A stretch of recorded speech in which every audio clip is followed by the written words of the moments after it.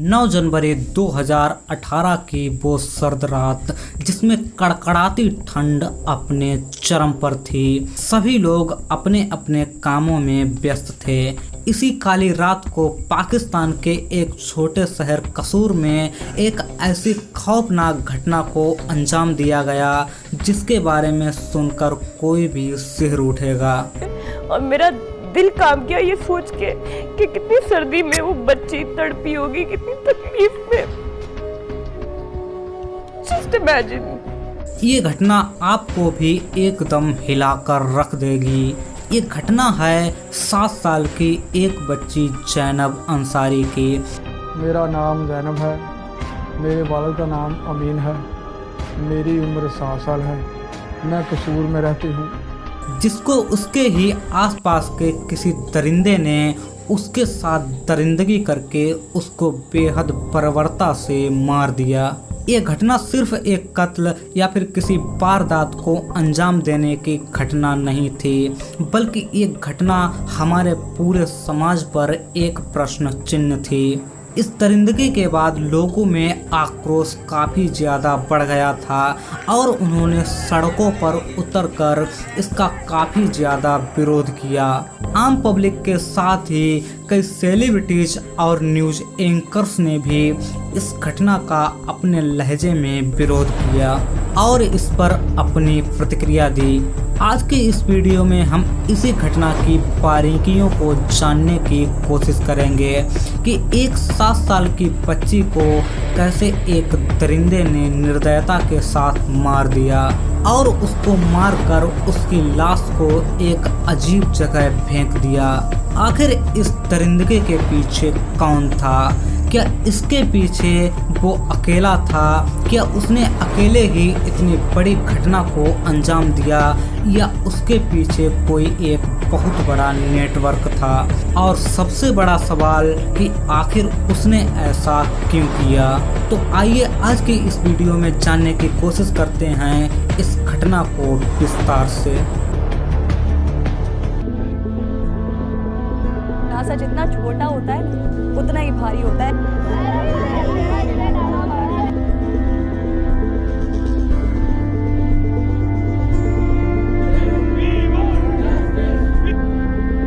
क्योंकि घर से निकलिए और इसके बाद वो वापस ना लौटे, इससे बढ़कर सारे हमें किसी पे टूटा है तो वो ये घर है।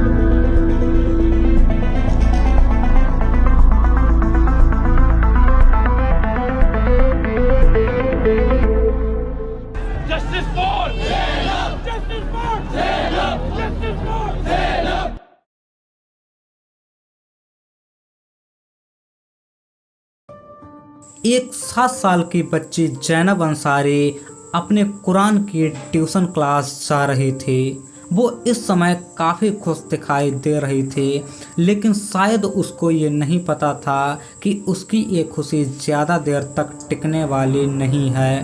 वो ठंड की इस रात में आगे बढ़ती जा रही थी, लेकिन तभी अचानक उसके पास एक शख्स आता है और वो उससे कहता है कि आपका नाम क्या है और क्या आप खो गई हैं? तब जैनब अंसारी नामे सिर हिला देती है।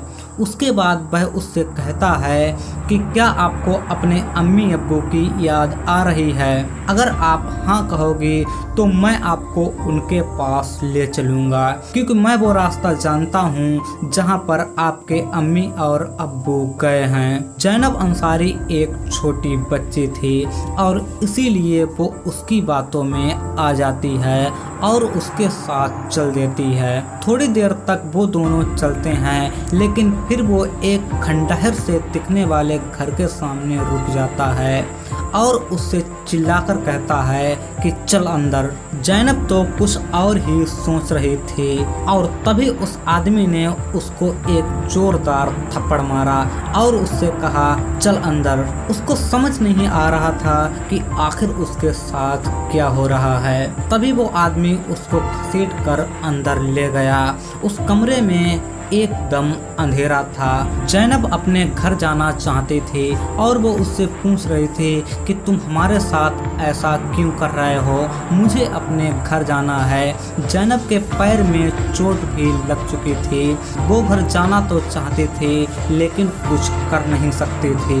इस समय तक वो काफी ज्यादा डर गए थे और वो सिसकियां ले रहे थे। जो लड़की हमेशा से अपनी मर्जी के मालिक थे, आज वो एक अनजान आदमी के आगे एकदम बेबस पड़ी है। वो इस नर्क से निकलना चाहते थे। वो दोबारा से स्कूल जाना चाहते थे, अपने दोस्तों के साथ खेलना चाहते थे, अपनी अम्मी और अब्बू के साथ बातें करना चाहते थे। लेकिन इस समय वो काफी ज्यादा बेबस थी। जैनब इस समय तक रोने लगी थी। उसका चिल्लाना सुनकर वो शख्स उसके पास आया और उसके मुंह को कसकर दबा लिया। पहले तो वह उसके हाथ को हटाने की कोशिश करती रही, लेकिन बाद में उसने उसके हाथ में काट लिया। जैनब अपने आप को बचाने की कोशिश कर रही थी। जैनब के नाजुक जिस्म को ये दरिंदा अपने हाथों से नोच रहा था। उसका पूरा शरीर उस दरिंदे के हाथों की खरोंच से भर गया था। पत्थर और बालू की जमीन पर पड़े रहने के कारण उसका शरीर काफी ज्यादा जख्मी हो गया था। जैनब के शरीर से खून बह रहा था। इस समय जैनब के अब्बू और अम्मी उमरा के लिए गए थे और जैनब अपने अंकल के साथ उनके घर में ही रहती थी। उसके अंकल उसकी अम्मी और अब्बू की तरह ही ख्याल रखते थे। जैनब यही सब सोच रही थी, लेकिन ये आदमी उसके साथ काफी ज्यादा अत्याचार कर रहा था। इस आदमी ने रात भर इस बच्ची के साथ दरिंदगी की। अब जैनब का शरीर जरा भी काम नहीं कर रहा था। वो दर्द से तड़प रहे थे, लेकिन इस दरिंदगी का सिलसिला यहीं तक नहीं थमा। अगले दिन भी उस आदमी ने उसके शरीर का शोषण किया। जैनब ने अपने आप को बचाने की कोशिश की, लेकिन वो उस कोशिश में नाकाम रही, क्योंकि वह इस समय काफी ज्यादा छोटे थे। जब उसने बचने की कोशिश की तो उस दरिंदे ने इस बच्ची के हाथ पैर बांध दिए और फिर से वह इसके साथ हैवानियत करने लगा। इस आदमी ने जैनब की पिटाई भी की थी। जैनब लगातार उससे उसे छोड़ने की बात कह रही थी, लेकिन वो आदमी जरा भी नहीं रुक रहा था। वो जैनब से कह रहा था, अब तो तुझे यहाँ से अल्लाह भी नहीं छुटा सकता, तू यहाँ नर्क में फंस चुकी है। उस रात इस हैवान ने उस बच्ची के साथ वो सब किया जिसके बारे में आप सोच भी नहीं सकते। अब ये शख्स अपने आखिरी काम को अंजाम देने लगा था। वो आगे बढ़कर जैनब का गला दबाने लगा और उससे कह रहा था कि बुला, अब तुझे किसे बुलाना है, कौन तेरी मदद करेगा। जब जैनब ने पीछे जमीन पर हाथ फेरे तो उसके हाथ में एक बोतल आई। इस बोतल को उसने उसके सर पर दे मारा और उसका हाथ उसके गले से छूट गया था, जिससे उस आदमी को काफी ज्यादा गुस्सा आ गया था और गुस्से से तमतमाकर उसने एक पत्थर उठाया, जिसको उसने काफी तेजी से उसके बदन पर दे मारा। उसके शरीर से खून निकलने लगा था। इसके बाद में उसने एक पत्थर उठाया और उसके चेहरे पर लगातार वार करने लगा। वो ऐसा तब तक करता रहा जब तक कि उसका चेहरा पूरी तरह बर्बाद नहीं हो गया। उसके बाद उसने उसका गला पकड़ लिया और उसको कसकर दबाने लगा। थोड़ी देर तक तो वह बच्ची छटपटाती रही, लेकिन आखिरकार इस नन्ही सी जान ने अपना दम तोड़ दिया।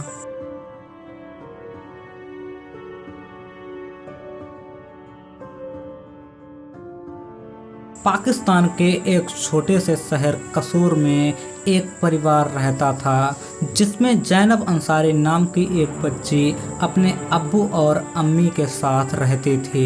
जैनब के अब्बू और अम्मी उमराह के लिए जा रहे थे और उनके साथ जैनब ने भी जाने की जिद की, लेकिन उन्होंने बताया कि उमराह का रास्ता काफ़ी ज़्यादा लंबा है, वो तुम्हारे लिए सही नहीं है, हम जल्द ही वापस आ जाएंगे। और फिर वो उमराह के लिए चले गए। अब जैनब अपने अंकल के साथ उनके घर में ही रहती थी। वो अपने अब्बू और अम्मी को काफ़ी ज़्यादा मिस कर रही थी, लेकिन उसके अंकल भी उसका काफ़ी अच्छे से ख्याल रख रहे थे। जैनब रोज़ पहले स्कूल जाती और उसके बाद मदरसे में कुरान पढ़ने जाया करती थी, लेकिन एक दिन वह कुरान की क्लास से वापस नहीं लौटी।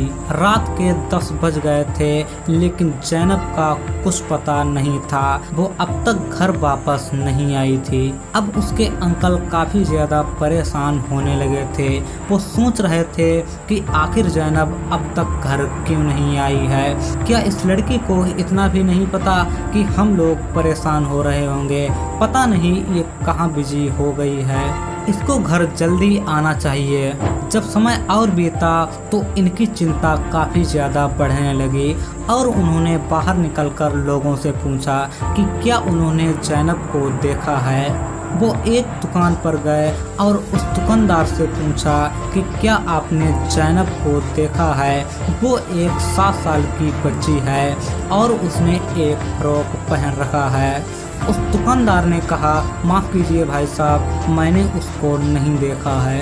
इसी तरह जैनब के अंकल कई दुकानों में जाते हैं और उनसे पूछताछ करते हैं, लेकिन जैनब का कुछ पता नहीं चल रहा था। उसने कई लोगों से पूछा, लेकिन उसके बारे में कोई जानकारी नहीं मिल रही थी। अब उसके अंकल ये सोच रहे थे कि ये बात उसके अब्बू को बतानी चाहिए। उन्होंने उनको फ़ोन लगाया और इस घटना की जानकारी दी। तो उसके अब्बू ने कहा, क्या आपने सबसे पूछ लिया है और हर जगह देखा है कि नहीं? जैनब के अंकल ने कहा, हाँ भाईजान, हमने हर जगह देख लिया है, लेकिन उसका पता कहीं भी नहीं चल रहा है। फिर उन्होंने कहा कि हमको इसकी सूचना पुलिस को देनी चाहिए और वो ये सब पुलिस को बताते हैं, लेकिन पुलिस वाले शुरुआत में इसको सीरियसली नहीं लेते हैं। थाने में जाकर अदनान यानी कि जैनब के अंकल ने उसकी गुमशुदगी की रिपोर्ट दर्ज कराई। उसे लग रहा था कि पुलिस वाले जल्द ही कोई ना कोई एक्शन लेंगे, लेकिन जब वह दोबारा थाने में पहुंचा और उसने पूछा कि क्या जैनब का कोई पता चला है, तो पुलिस वाले कुछ नहीं बोले। फिर अदनान चिल्लाकर उनसे पूछा कि हमारी बच्ची खो गई है और आप लोग हाथ पर हाथ धरे बैठे हैं, ऐसे कैसे काम चलेगा? क्या आप लोग हमारी यही खिदमत कर रहे हैं? तब पुलिस वाले उससे कहते हैं कि आप हम पर चिल्लाइए मत, हम जल्दी ही आपको इसके बारे में कोई सूचना देंगे। अब जैनब के अम्मी और अब्बू भी जल्दी ही घर जाना चाहते थे, क्योंकि उसको जैनब की चिंता सता रही थी। जैनब के अंकल अदनान ने हर जगह उसको ढूंढ लिया था, लेकिन उसका पता नहीं चल रहा था। 2 दिन हो गए थे और जैनब के बारे में उसको कोई सूचना नहीं मिली थी। वो मन ही मन ये सोच रहा था कि आखिर मैंने उसको बाहर जाने ही क्यों दिया। अगर मैं ऐसा नहीं करता तो शायद आज जैनब हमारे पास होती। मन ही मन वो रिग्रेट कर रहा था, लेकिन तभी उसकी नज़र गली में लगे एक सीसीटीवी कैमरे पर जाती है। उसके दिमाग में एकदम से आइडिया आता है और वह उस सीसीटीवी फुटेज को देखने के लिए उसके ऑफिस में जाता है। लेकिन उस सीसीटीवी फुटेज को देखकर अदनान चौंक गया, क्योंकि उसमें जैनब एक शख्स के साथ दिखाई पड़ रही थी। आखिर वह आदमी कौन था और जैनब उसके साथ कहां जा रही थी? अगर उस आदमी ने जैनब को किडनैप किया था तो फिर फिरौती की कॉल उसके पास क्यों नहीं आई? ये सभी सवाल अदनान के दिमाग में इस समय चल रहे थे।